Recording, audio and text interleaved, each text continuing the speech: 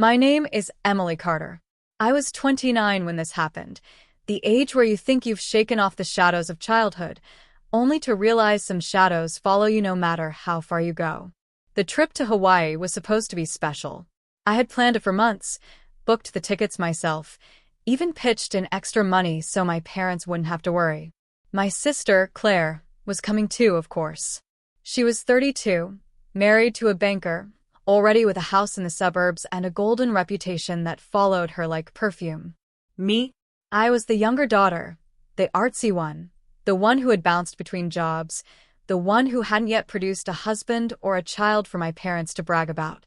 I had a steady job finally as a graphic designer at a mid-sized firm, but in their eyes it was always just a job. When we boarded the plane, I tried to let the excitement swallow my unease. The flight attendants greeted us with smiles. The seats smelled faintly of coffee and fabric softener, and the soft roar of the engines reminded me I was leaving behind deadlines and gray skies.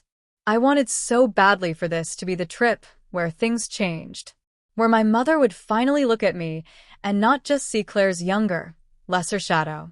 But even on the plane, little cracks appeared. Claire sat in the aisle, flipping through a glossy travel magazine, her engagement ring catching the cabin lights. My mom leaned over every few minutes to ask her questions. Do you think you'll like the luau? Should we book a spa day for you? Did you see this excursion option? Every question was for Claire. When I tried to chime in, my mother gave me that absent smile. The one that says, I hear you, but you don't matter. Still, I told myself not to ruin it. When we landed in Honolulu, the air hit me like a warm blanket, humid, salty, alive. The palm trees swayed like dancers, and the ocean shimmered so blue it didn't seem real. I wanted to drink it in, savor every detail. And for the first 2 days, I almost believed I could. We went to Waikiki, tried shaved ice that stained our tongues, and drove along the coast with the windows down and the radio blasting. But even then, the favoritism simmered beneath everything. At the beach, my mom fussed over Claire's sunscreen, reminding her every hour to reapply. When I joked, hey, do I not get protection too? My mother chuckled and said, Claire's skin burns easier than yours. You'll be fine. At dinner the second night, when the waiter asked who had reserved the table, Claire spoke up before I could. My mom beamed at her and said, of course she did. Claire always takes care of things. I wanted to slam my fork down and scream. No, I did. I booked this entire trip. But the words caught in my throat like a fishbone. That's the thing about being the overlooked child. You learn silence. On the third night, it all came undone. We had gone to a seaside restaurant, the kind with flickering tiki torches and tables perched just above the sand. The smell of grilled pineapple and roasted pork filled the air, and the sound of waves made everything feel cinematic. I thought maybe, just maybe, this would be the evening where my mom finally saw me. The food arrived, steaming and fragrant, and for a while, the conversation was light. My dad was telling a story about his fishing trip years ago. Claire was scrolling through her phone showing pictures of her kids. I laughed along, sipping my Mai Tai, trying to hold on to the moment. And then my mother leaned forward. She looked at me, her lips curling the way they do when she's about to deliver a cutting remark, and she said, loud enough for the table beside us to hear, you'll never be as good as your sister. The words hit me like a slap, the torches flickering around us, the chatter of other tables fading into static. For a moment, I couldn't breathe.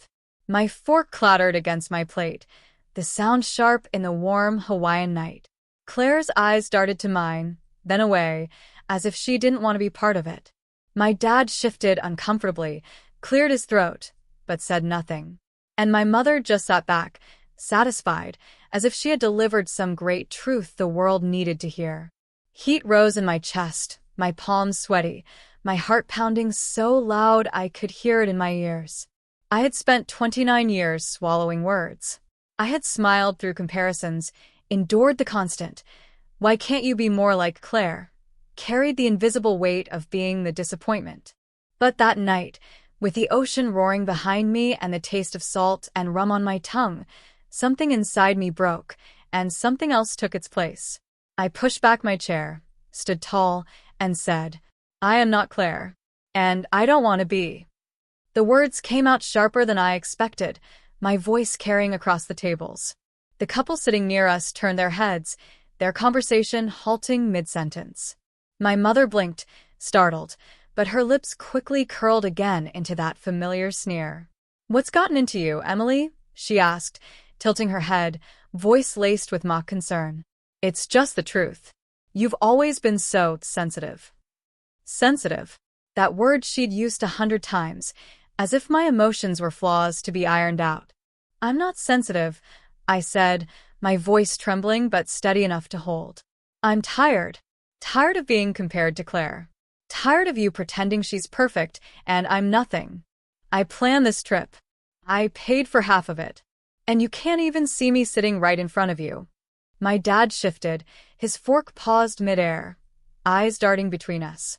Claire's cheeks flushed pink as she looked down at her plate, clearly wishing she were anywhere else. But my mother? She laughed. "Oh, Emily," she said, patting the air like she was brushing away a fly. "Always so dramatic. You should be grateful you even got to come. Claire's been working so hard, raising her kids, supporting her husband, building a life. And you? You draw pictures on a computer. It's not the same." It wasn't the words that stung the most, it was the way she said them. Dismissive. Belittling. Like my life, my work, my choices were all laughable. For years, I'd swallowed it down. For years, I'd told myself maybe she was right, maybe I was less. But something about being on that island, surrounded by beauty I had made possible for them, snapped me awake. I leaned forward, my palms flat on the table, and I said, "You don't get to decide what's valuable. You don't get to tell me my life means less because it doesn't look like Claire's. I'm not going to sit here and let you tear me apart anymore." The table went silent. The sound of the waves and distant laughter filled the pause. My chest heaved, adrenaline pumping through my veins. My mom's face hardened. "You're embarrassing yourself," she said coldly. "No," I whispered, my throat tight. "I'm finally standing up for myself." I grabbed my napkin, dropped it on the table, and walked away. I didn't make it far before the tears came. I stood on the beach just beyond the restaurant, the sand cool beneath my heels, the ocean stretching endless and dark. My heart felt like it was tearing apart. For so long, I had hoped for her approval, for one word, one gesture that said I mattered as much as Claire. But standing there, staring at the waves crashing against the shore, I realized it might never come. And maybe, just maybe, I had to stop needing it. Still, the hurt was unbearable. I thought back to childhood. All the times I had tried to earn her love. The spelling bee in 5th grade where I placed second, and instead of congratulating me, she had said, "Claire would have won." The high school art show where I'd won first prize and she'd said, "That's nice, but what are you going to do with that?" Even my first job out of college, when I called her excited about the offer, her first question had been, "Does it come with benefits like Claire's?" Every memory stacked on top of the other, forming a mountain of small cuts that had bled me dry. On that Hawaiian beach, I let myself cry. Really cry. For the girl who had never been enough. For the woman still clawing for worth. And then, I wiped my face and went back inside. When I returned to the table, Claire was the first to look up. Her eyes were soft, guilty almost. "Emily," she started, but her voice faltered. I shook my head. "Don't. You don't have to defend me. Not anymore." My mother pursed her lips, clearly waiting for me to apologize, to fall back into the role of the quiet, overlooked daughter. But I didn't. I sat down, picked up my drink, and sipped slowly, letting the silence speak louder than any apology ever could. The rest of the meal passed in tense quiet. My dad tried to make small talk about the weather, about the snorkeling trip planned for the next day, but the words died quickly. Claire stayed quiet, her fork pushing food around her plate. My mother kept her eyes on her Mai Tai, her face set in stone. When we left the restaurant, the night air was heavy with salt and flowers. I walked a few paces behind the others, my mind racing. Something had shifted. I couldn't go back to the way things were. The next morning I woke early. The hotel balcony overlooked the ocean, the horizon painted pink and gold. I wrapped myself in a robe, sipped the bitter hotel coffee, and let the breeze tangle my hair. I thought about what I'd said, about how raw it had felt to finally speak aloud the words I had swallowed for years. It was terrifying, yes, but also liberating. My phone buzzed. A text from Claire. Can we talk? I stared at it for a long time before replying, "Meet me downstairs." When I saw her in the lobby, she looked small. Not the confident, put-together sister I was used to, but softer, almost vulnerable. "Emily," she said quietly. "I didn't know it was that bad." I laughed bitterly. "How could you not know?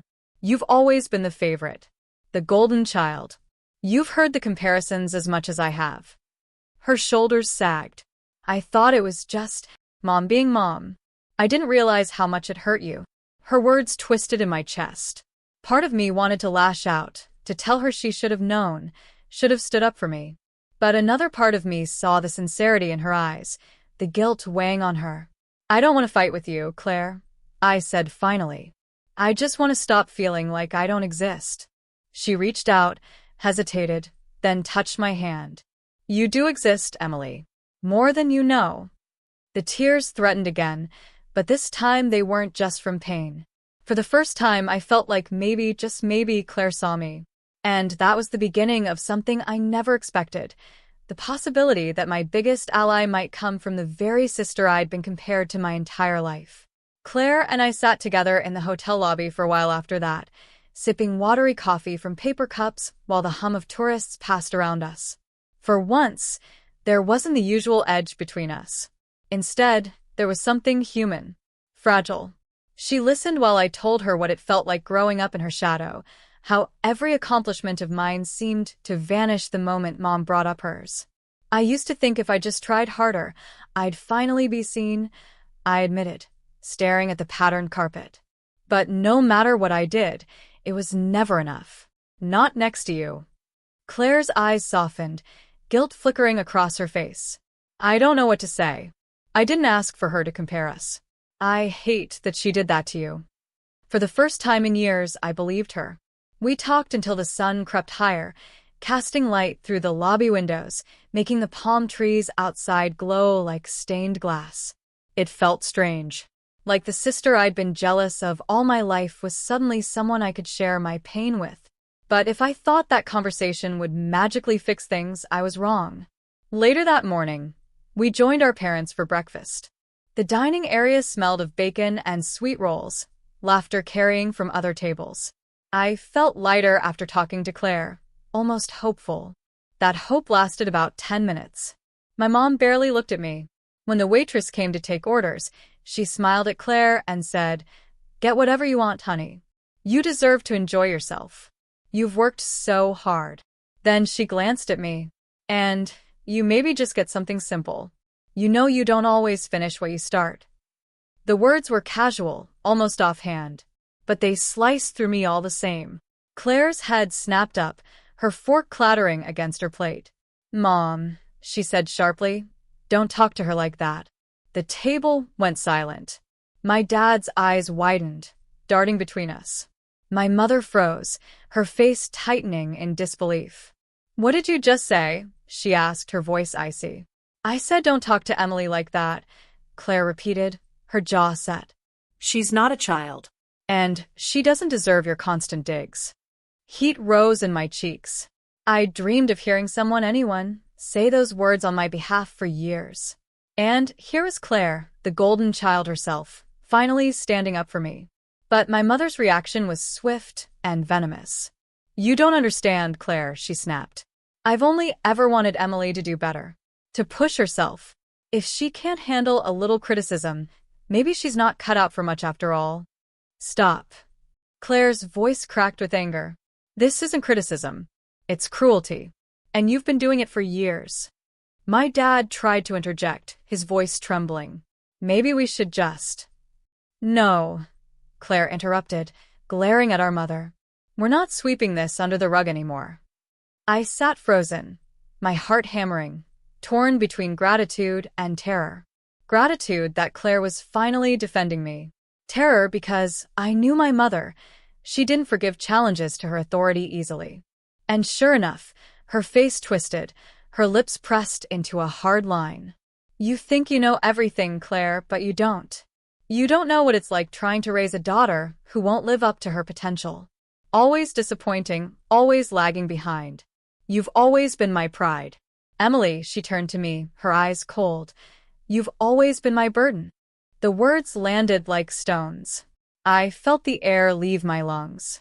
Around us, silverware clinked, conversations carried on, the world blissfully ignorant of the earthquake happening at our table. For 29 years, I had feared hearing those words spoken out loud. And now that they had been, I felt something inside me harden. I wasn't going to cry, not this time. I stood slowly, my chair scraping against the tile. My voice shook, but it carried. If I've always been a burden to you, then maybe you don't deserve me in your life. Gasps echoed from a nearby table. Claire's eyes widened, her hand covering her mouth. My dad's fork fell with a clatter. But my mother? She just stared, unflinching. I turned and walked away, my chest tight, my legs trembling. I spent the rest of that day alone, wandering the beaches. The ocean stretched endless before me, waves crashing against the shore like they were trying to shake the world awake. I let the salt air fill my lungs, the sand burn against my bare feet, trying to ground myself. I thought about the word burden, how it had clung to me invisibly all these years, shaping how I saw myself. And then I thought about Claire's face at the table. The shock, the anger, the way she had defended me without hesitation. Maybe my mother would never change. But maybe, just maybe, I could stop measuring my worth through her eyes. As the sun dipped low, painting the water in orange and pink, I whispered to myself, I am not her burden. I never was. And for the first time, I almost believed it. That evening, Claire knocked on my hotel room door. When I opened it, her eyes were red, her expression heavy. I can't believe she said that to you, she murmured. I'm so sorry. I swallowed hard, my throat tight. I think I always knew she felt that way. I just didn't want to hear it. Claire stepped inside, closing the door behind her. You don't deserve it. You're not a burden, Emily. You're amazing. You've built a life on your own. You've never asked anyone to save you. You're stronger than she'll ever admit. Her words cracked something in me, but in a good way this time. Tears spilled, but they were different, cleansing, not crushing. For the first time, it felt like my sister and I were on the same side. And as we sat together on that hotel bed, the muffled sound of waves outside, I realized that maybe my story wasn't just about my mother's cruelty. Maybe it was also about the unexpected bond one could finally build with Claire. But I also knew one thing with certainty. The trip wasn't over and my mother wasn't done. The next day, we had a snorkeling trip scheduled. I almost skipped it. I could still feel the sting of my mother's words, the way she had branded me a burden in front of everyone. But something inside me whispered that if I hid, if I let her win by shrinking into myself, I'd regret it. So I laced up my sandals, packed my bag, and told myself I would go. The harbor was alive with color and sound. Bright boats bobbed against the dock, their hulls painted in cheerful reds and blues. The smell of salt water mixed with sunscreen, and tourists laughed as they adjusted their flippers and masks. Claire chattered with the tour guide, her natural ease drawing people to her like bees to honey. My dad adjusted his sun hat, already sweating. My mother, of course, stood apart. Perfectly dressed for the occasion in a wide-brimmed hat and a white linen cover-up, she looked like she was posing for a travel magazine. Her eyes slid past me like I wasn't even there. That should have hurt. But instead, it lit a fire inside me. On the boat, the guide gave safety instructions. I tried to listen, but my mother's voice cut through the hum of the engine. She leaned toward Claire, loudly enough for me to hear. You've always been so graceful in the water. Emily, on the other hand, well, she was never athletic. It was said with that sugar-coated tone, the kind that pretends to be harmless. But it wasn't harmless. It was another knife slipped between my ribs. Claire turned sharply. Mom, enough. Enough of what? My mother asked innocently, adjusting her sunglasses. I'm just being honest. You're being cruel, Claire shot back. I sat frozen, my hands gripping the bench. For years, I had dreamed of someone calling her out like that. But hearing it now, on a boat full of strangers, I felt exposed. The guide clapped his hands, breaking the tension. All right, everyone, into the water. I put on my mask, pulled the strap tight, and slipped into the sea. The water was warm, almost silky, and as I floated, schools of rainbow fish darted beneath me. For a few precious minutes, I forgot everything. Down here, there were no comparisons, no sneers, just the endless rhythm of the ocean. But when I surfaced, gasping with joy, I heard it again. Look at Claire, my mother said proudly from the boat. She's such a natural. Emily, well, she tries. Laughter rippled from a couple near her. My chest burned. I wanted to dive back under and never come up. Instead, I swam to the ladder, hauled myself back onto the boat, and stood dripping in front of her. Stop it, I said, water streaming down my arms. Just stop. She raised her eyebrows. Stop what? Stop belittling me. Stop turning everything into a contest I can never win. Stop acting like I don't exist except as a shadow to Claire. I'm done playing that role.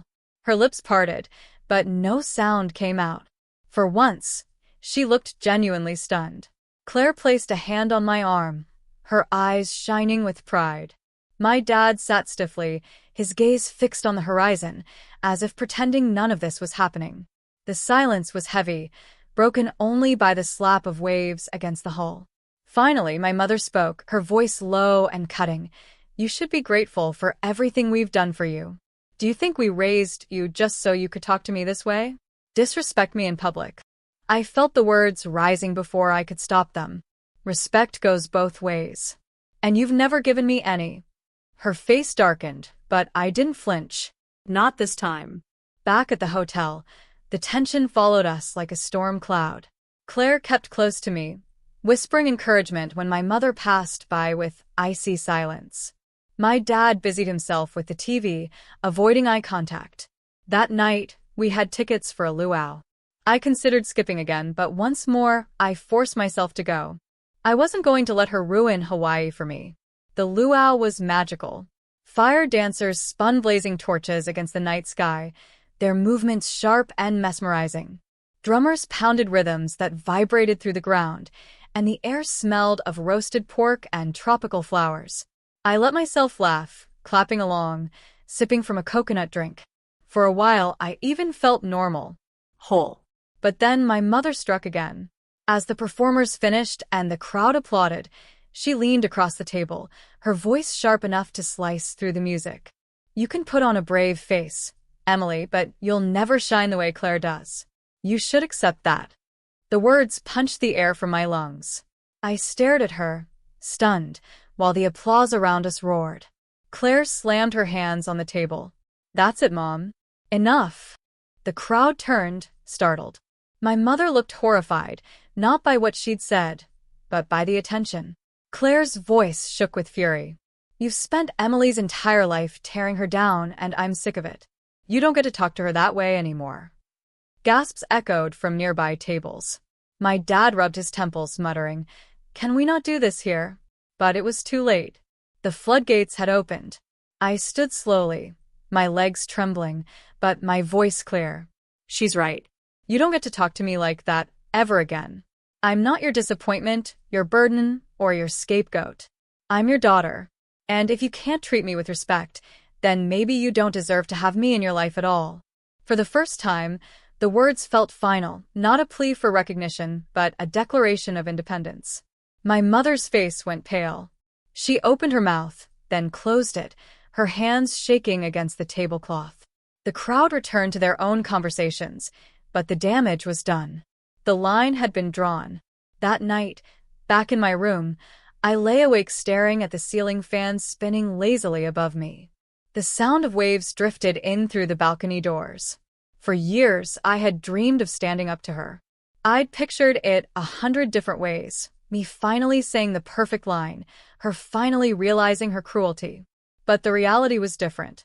She hadn't changed. She might never change. And for the first time, I realized maybe I didn't need her to. Maybe what mattered wasn't her apology, it was my freedom. As the waves whispered outside, I promised myself, no matter what happened next, I would not go back to being silent. Not in Hawaii. Not at home. Not ever again. The morning after the luau, the air in our hotel suite was heavy, suffocating. My mother barely looked at me, her movements clipped and precise, as she packed her beach bag. My dad mumbled something about coffee and disappeared. Claire gave me a look that said don't back down, but she, too, seemed drained. I thought maybe things would calm down, that my mother would retreat into silence rather than confrontation. I was wrong. We had planned a drive along the Hannah Highway that day, the famous winding road lined with waterfalls and lush greenery. The scenery was breathtaking, ferns spilling over cliffs, the ocean crashing against black volcanic rock, rainbows arching across the mist. But inside the car, the atmosphere was anything but beautiful. I sat in the back seat, Claire beside me. My parents sat in front, Dad driving, Mom in the passenger seat with her sunglasses perched like armor. For a while, no one spoke. The only sound was the winding road beneath the tires and the distant call of tropical birds. I almost believed we'd make it through the day in peace. Then my mother turned to her seat, her eyes locking on me in the rearview mirror. "You humiliated me last night," she said coldly. "In front of strangers. In front of your sister. Do you have any idea how embarrassing that was for me?" My stomach clenched. Claire shifted beside me, her jaw tightening. "Embarrassing for you?" I asked softly. "What about me? What about a lifetime of being belittled?" She scoffed. "Oh, please. You've had every opportunity. You just squandered them. And now you lash out because you can't stand that Claire turned out better." Claire's hands clenched into fists. "Mom, stop."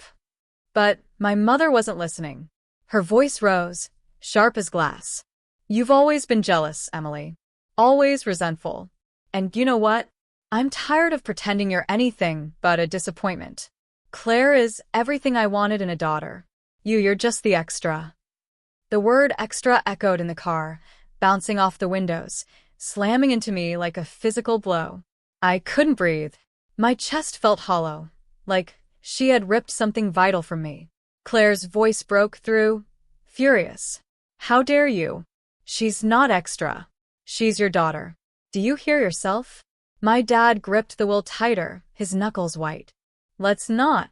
"No," I exploded, my voice shaking. "Don't try to smooth this over, Dad. Don't you dare." The car went silent. Even the birds outside seemed to hush. I leaned forward, my eyes locked on the back of my mother's head. "All my life, I've wanted one thing from you, your love. Not comparisons. Not contempt. Just love. But you can't give it. Maybe you never could. And I'm done killing myself trying to earn it." My voice cracked, but I didn't stop. "If Claire is everything you want, then fine. You can have her. But you don't get to keep tearing me apart just because I'll never fit into the mold you built. I'm not your disappointment. I'm not your burden. And I'm not your extra." The car slowed to a stop at a scenic overlook. My dad pulled over, his shoulders sagging with exhaustion. The ocean stretched endlessly before us, wild and untamed, like the storm raging inside me. For once, my mother didn't respond. She just sat stiffly, her sunglasses hiding her eyes, her lips pressed thin. I opened the door and stepped out, the warm Hawaiian air wrapping around me like a balm. Claire followed, her hand brushing mine in silent solidarity. We stood at the edge of the overlook, staring at the waves crashing far below. I breathed deeply, letting the salt air cleanse me, letting the sound of the surf drown out the echoes of her words. Claire finally spoke, her voice soft but firm. "You know she's wrong, right?" My throat tightened. "Then why does it still feel like she's right?" "Because she's been drilling it into you your whole life," Claire said, her eyes fierce. "But that doesn't make it true. You're not extra, Emily. You never were. You're you. And that's enough." The tears came then, hot and fast, spilling down my cheeks. Claire pulled me into her arms, holding me tight against her shoulder. For the first time in years, I let myself lean into her, let myself believe she meant it. That night, back at the hotel, I lay awake again. My mother hadn't spoken to me since the blow-up in the car. She moved around the suite like I was invisible, her silence heavier than her insults. But something inside me had shifted. For the first time, I wasn't crumbling under her words. I wasn't begging her to see me. I was starting to see myself. I thought about the word she'd used, extra. For a moment it haunted me. But then I realized, extra wasn't always a bad thing. Extra meant more. Extra meant overflowing. Extra meant beyond. And maybe that's what I was. Beyond her narrow definition of worth. Beyond her ability to love. Beyond her cruel comparisons. As I drifted into uneasy sleep, one thought anchored me. If this trip had been about proving myself to her, I was done. From now on, I would live for me. The next morning, I woke with a clarity I hadn't felt in years. The Hawaiian sun filtered through the sheer curtains, painting the room in gold. Outside, I could hear the ocean crashing rhythmically against the shore. It should have been peaceful. It should have been paradise. But I knew the storm inside our family wasn't over. I got dressed in a sundress I'd bought for the trip, soft coral fabric that made my skin look warmer, my hair brighter. For once, I didn't put it on for anyone's approval. I wore it for myself. When I stepped into the suite's main room, Claire was sipping coffee on the balcony, her eyes shadowed with exhaustion but soft when they met mine. My dad sat at the table, staring at the newspaper he hadn't turned a page on in 10 minutes. And my mother? She sat rigid on the sofa, arms crossed, sunglasses perched on her face, even indoors. The silence was unbearable. Finally, I spoke. I think we need to talk. My mom scoffed, not even removing her glasses. There's nothing to talk about. You've made your feelings perfectly clear. You don't respect me. Claire slammed her cup down, liquid sloshing over the rim. Respect? Mom, you've been tearing Emily down since we got here. Since before we got here. How do you expect her to respect you when you don't give her any in return? My mother's lips tightened. I raised you both. I put food on the table, a roof over your heads. I sacrificed. And this is how you repay me? By turning against me? Her voice cracked slightly at the end, the first sliver of vulnerability I'd ever heard from her. But I wasn't swayed. Yes, you raised us, I said evenly.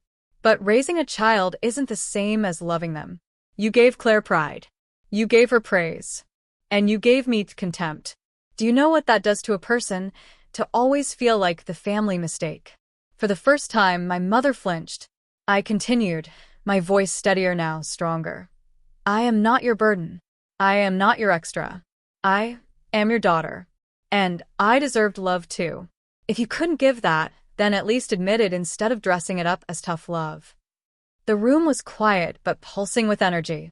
My dad rubbed his forehead, whispering, "Please, let's not do this here." But I didn't back down. "I need you to hear this."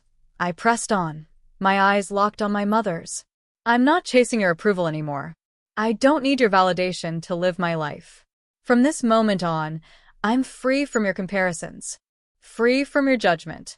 I will never let your words define me again." Something shifted in me as I said it, like a chain snapping free. My mother's face went pale. She opened her mouth, then closed it. She looked smaller somehow, the sharpness draining from her posture. Claire reached over and squeezed my hand. Her touch was grounding, steady. "You know what, Emily?" she said softly, her eyes shining. "You don't just deserve love. You deserve respect. And I'm proud of you." The tears I'd been holding back spilled freely. But this time, they weren't tears of defeat. They were tears of release. My mother stood suddenly, her sunglasses slipping down her nose. For a heartbeat, I thought she might finally say the words I'd waited my whole life to hear. But instead, she walked to the door. "If that's how you feel," she said stiffly, "then maybe we need some space." And just like that, she left the suite, the door clicking shut behind her. The rest of the day was strangely quiet. My dad buried himself in his newspaper, avoiding the subject entirely.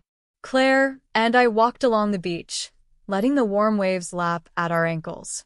She told me stories of her own struggles, things I'd never known. How she sometimes hated the pedestal Mom had put her on. How heavy the pressure had been. How she'd envied my freedom, even as I envied her approval. It felt like a confession, a bridge built where there had only been distance before.